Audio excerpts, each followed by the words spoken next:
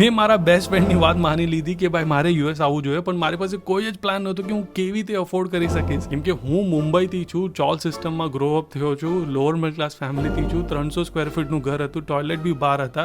US તો completely અલગ દુનિયા હતી. કેમ કે મારા પેરેન્ટ્સ તો 10વીથી આગળ ભણ્યા નથી અને ફેમિલીમાં કોઈ એન્જિનિયરિંગ નથી કર્યું. હજી બી યાદ છે કે મેં 50,000નું લોન ફેમિલી અને ફ્રેન્ડ્સથી લઈ લીધું હતું, પણ મને પ્લાન જ નહોતો કે કેવી રીતે હું આ પૈસા ભરી શકીશ. માસ્ટર્સ ચાલુ કર્યું કમ્પ્યુટર સાયન્સમાં, રિયલાઇઝ થયું કે મારે પ્રોડક્ટ મેનેજર બનવું છે. મેનેજમેન્ટમાં 3 જોબ ઓફર મળી અને પછી ધીરે લાઈફ બદલવા લાગી અને જે હું વિચારતો હતો એ મારી રિયાલિટી બની ગઈ. એ રિયાલિટી પછી લોકો મને પૂછવા લાગ્યા કે ભાઈ તે કેવી રીતે કર્યું, અને દેટ્સ વેન આઈ રિયલાઇઝ એ નહોતું કે મારે મારા સપના સાચા કરવા હતા.